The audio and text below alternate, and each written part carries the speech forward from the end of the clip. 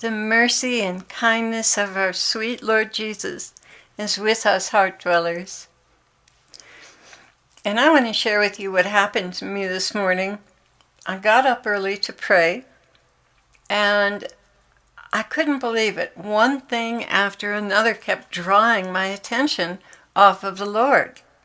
I mean, you're talking about that still, quiet time in the morning before daylight. And here I am getting up just to be with Him. And my mind kept bouncing around from one thing to the next. And I ended up completely fragmented at the end of, I think it was about 2 hours. Different things. I mean, something would come into my mind. I felt like, oh my goodness, I need to do that. Then something else would come into mind. And I'd think, oh, if I don't do that, I'm going to sit here and worry about it. And then something else would come up, and Ezekiel would mention something, and I'd jump up to do that, and I could not enter in to prayer this morning. It was just outrageous. I've never seen anything quite like it. And of course I felt guilty. How could I possibly be so flighty and flaky, knowing that the Lord is there waiting for me, and even catching a glance from Him? As I'm trying to enter into prayer, He's trying to reach for me and completely occupy my heart and mind. And I'm bouncing around like a jack-in-the-box trying to do things that I have no business doing. So I finally figured out that prayer is a grace. And right now, Lord, I need a grace. I need the grace of prayer. And finally, I settled down. And after a little while of worship, He wanted to speak to me. I was still struggling to stay in worship. It was not easy. And I'm talking about like 3 hours later. So I said, oh Lord, what a day, what a morning. Crazy with interruption.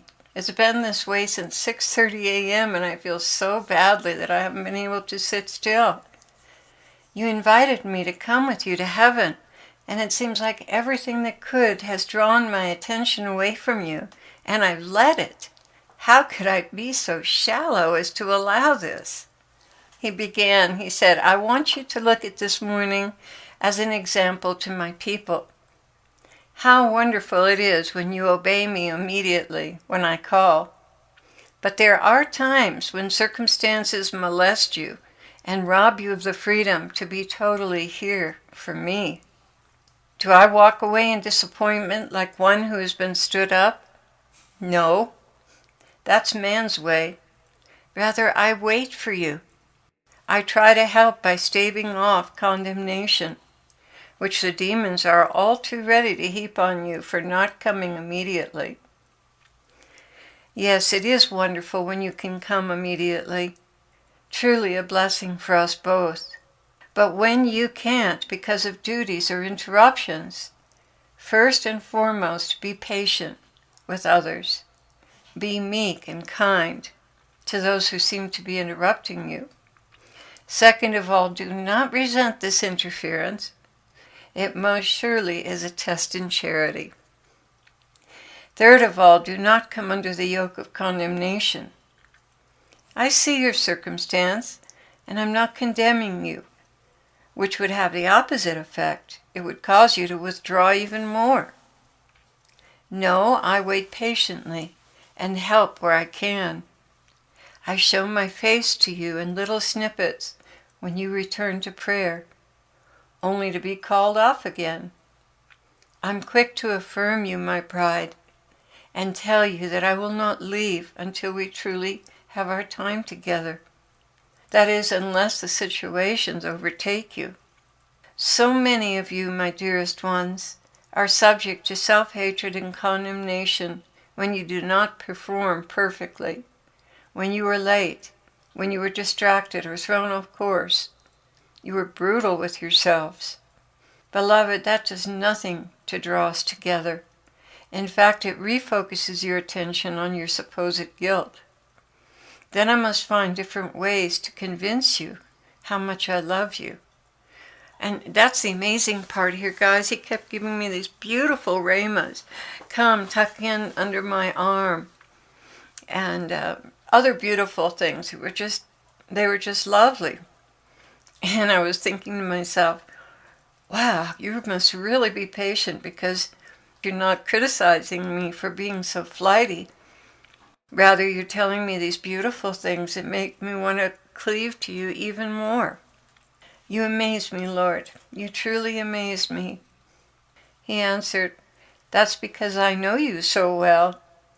I know you played hooky yesterday, and there is a vestige of guilt hanging over your head. However, I am not the one who condemned you for taking your ease. It was well deserved. Forgive me, guys, I didn't get a message up yesterday. I did feel that sentiment from you, Lord. I did feel your grace was giving me leave from my usual duties. Yes, well, you can bend a bow until it breaks. First and foremost, I want you to show mercy to all. And in order for you to show mercy, you must first be merciful with your own self. You mustn't be driven. Rather, do everything from a heart of love. When you cannot feel that love, understand, a decision to do it from that perspective will do. Do it out of the decision to love, not necessarily accompanied by the sentiment. This attitude of heart will keep you from bitterness, judgment, and criticism, both of yourself and others. It is a mark of true maturity for a soul to recognize its limitations without becoming disheartened or discouraged. Give all that you have, Claire, and it will always be enough, because I meet you at the point where you end off. I fill in for what you cannot do, and my power is made perfect in your weakness. 2 Corinthians 12:9. Many of you grown adults still have your parents hanging on and whispering over your shoulder. In some cases, it's your own memory. But do you know the demons have those recordings too? Yes, they know precisely what was said to you, and know just how to press those condemnation buttons. A parent's input carries a tremendous amount of psychological weight in your mind. Little do they know that by their very own words they are forming you into what you will become. When they are harsh and perfectionistic, expecting only the highest standards of performance, and you fail, well, it sets up a cycle that continues through your adult years and even into old age, telling you you are a failure, you fall short, you aren't as good as so-and-so. Oh, how I detest this attitude in parents that destroys initiative and confidence in very little ones who grow up to be insecure and constantly seeking affirmation for their very existence. Do you not know how valuable you are in my sight? Calvary was the price I paid for you, and I would do it again, and again, and again, if need be, just for one more soul who the world calls a failure, and who became a failure because his parents declared that over him and their constant search for perfection in their offspring. Tragic, oh so very tragic, is this brutal way of rearing children.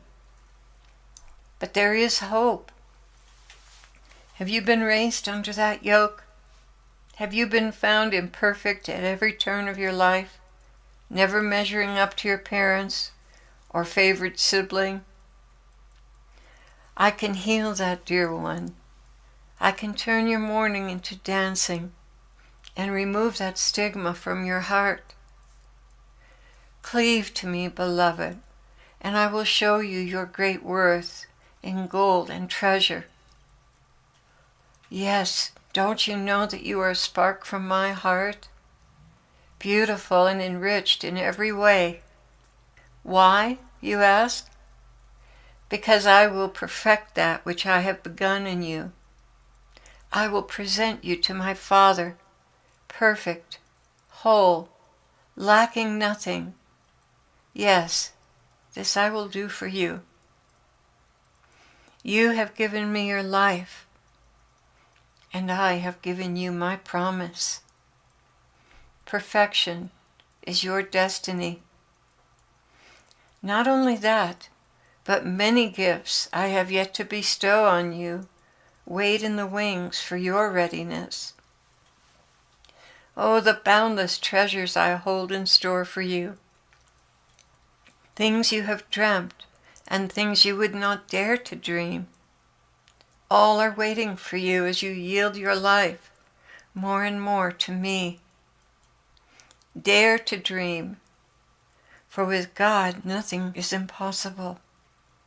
Many desires you have long ago given up on were planted in your heart by me for a future time when I would reward you for a job well done on this earth.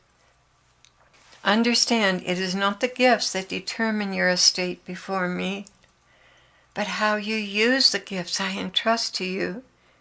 That's what counts. Those who've been given much, much shall be required of them.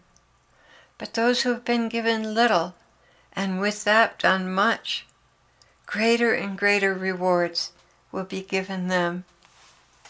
So this is the long way around, saying to you, do your best with what I've given you. Do not let the voices of the past control your future. Rather rise up into the full stature of my approval of you, for you have chosen the better part, and I surely will accompany and reward you.